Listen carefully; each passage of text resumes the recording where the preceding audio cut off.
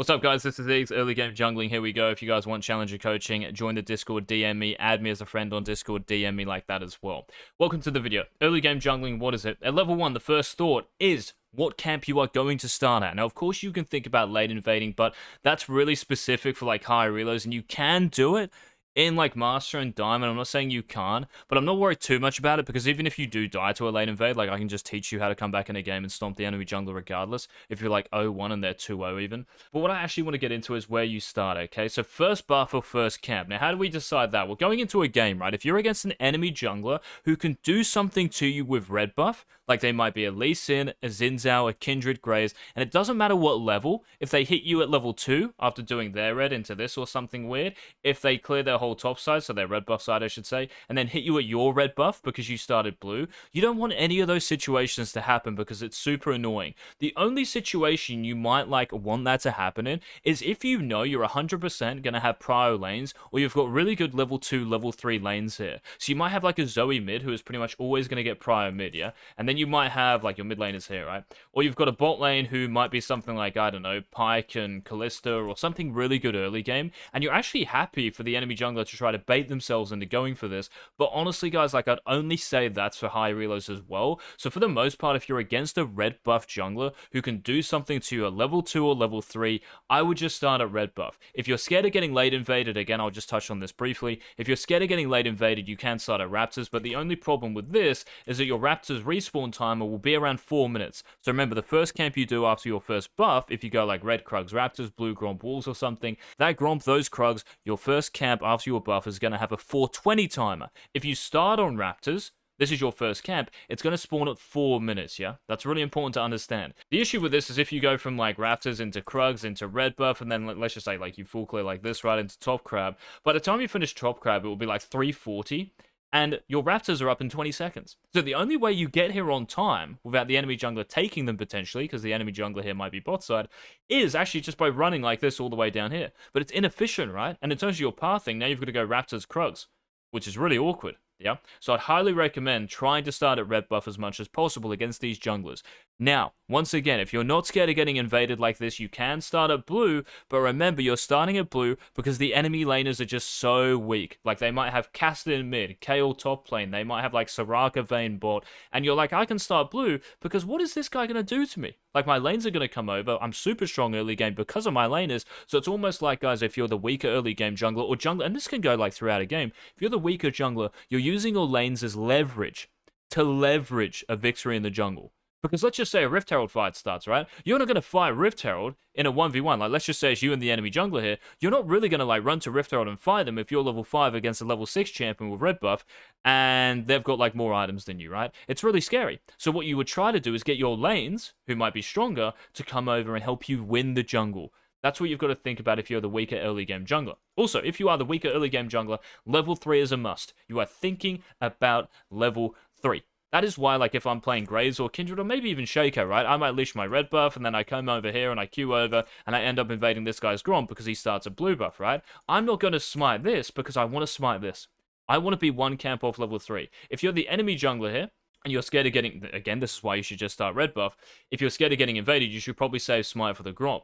This is also why you want to start red buff against these early game invaders if you're weaker like an Echo, Evelynn, Karthus, right? These champions, you want to start red buff because if you start on blue buff and they do something like this clear, you don't get red buff until 7 minutes potentially. That's fun, isn't it? Right, no, it's not. So we want to start red buff, yeah? Just take this off the map, bro. Don't give them a chance to get it. If you do end up fighting as well, like maybe over here somewhere, because you go like red Krugs Raptors, and they go like the same into this, at least you have red buff, and you can still react to this. You can still maybe do this. Yeah, obviously depends on lanes at that point if you're the weaker jungler, but there are ways to actually get around this. So that's super important as far as the early game goes. Now, when you're on your first buff, guys, the first thing like I want you doing in every game, and students sometimes still don't do this, is I want you to think about not only like where you're going to start, but where the enemy jungler is starting. In 95, I'd say at least % of games, bro, like in every single elo across the board, by the way, like, you're going to be able to tell where the enemy jungler starts. And it's quite simple. All you have to do is look at your map. This is like the first actual action, I guess, you do in your game. Is like, you obviously start here, and then you hit this. And each auto attack map. Auto attack, look at your map. And you're looking in the bottom right. Each time you're auto-attacking or damaging the camp, of course, you want to kite it best you can as well. And while you're doing this, you should be able to tell where the enemy jungler starts. If their top lane is here, and they're showing already, as you're doing the camp, they probably started here, right? So now you know if they start blue buff, my first thought, if I'm starting red buff, and I'm a red buff jungler, let's call them, Shaco, Xin Zhao, Graves, Kindred, J4, all these champions, right? If you're one of those junglers, you can think of going like this. Even if you're an Echo with Dark Harvest and the enemy champion's a pretty weak jungler early game, maybe like an Evelynn again, maybe First Strike Kayn, you can think about doing this. There's nothing wrong with that. So that's what you're going to be careful of, okay? If you are going to start blue buff. But again, guys, you need to figure out where the enemy jungler starts first buff. Most junglers are just going to AFK clear like this. That's what they'll do, most games. And it's super easy to track them at that point. Last point I want to make in this video, hopefully this has been useful, by the way. Again, please leave a like down below and let me know in the comment section if this video was useful. The last thing I just want to point out here is level 3, okay? Because this is when the game really starts for most junglers. So at level 3, if I go red and I go Krugs and I go Raptors and I hit level 3, what can I do after Raptors? 1, 2, 3, because I'm Shaco. 4, 5, 6, 7, 8, 9, 10, 11.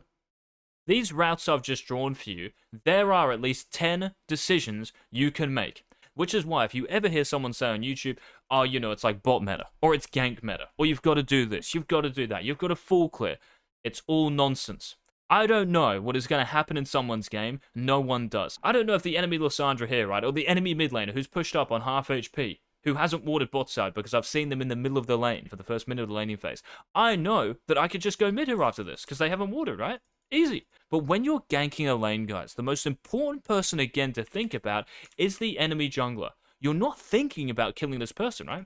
So let's say this is a half HP Lissandra. You know that if you gank mid on really any champion here, you can probably kill them, right? But what you're really thinking about is if there's someone here. You guys have to understand that being a gankable lane doesn't make it a killable lane. There is a massive difference. And the enemy jungler, enemy support, any champion in Fog, which for the most part is going to be the enemy jungler, you have to take that into account. It is vital. I see this all the time. Like the enemy bot lane, for instance, might be pushed up like this. Like, here they are.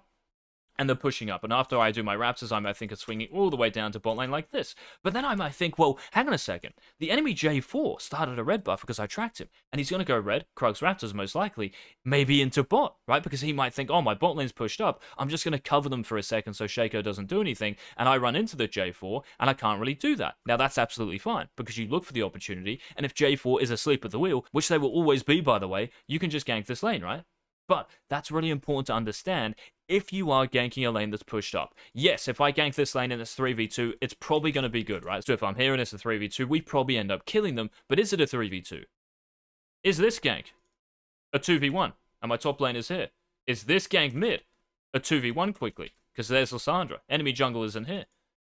That's what you've got to ask yourself when you gank lanes. Last point I just want to make, guys, I just want to reiterate that if you are playing the game, doing one thing, and one thing only, League of Legends is a changing environment. This thing right here, the minimap, is changing all the time. This person can go from full HP to half HP very quickly. Are you good enough to react to it? Thank you for watching, guys. I hope this video was useful. Let me know in the comments any questions you might have. Please watch the other videos I put on YouTube. I've had people climb tiers. I had someone message me yesterday. They've gone from Master to 650 LPEU West. I haven't even talked to the guy, and he's managed to do it. So watch the content I've put out recently. Again, coaching down below, Patreon, all that stuff. Thank you for watching. I'll see you in the next video. Don't be shit, bye.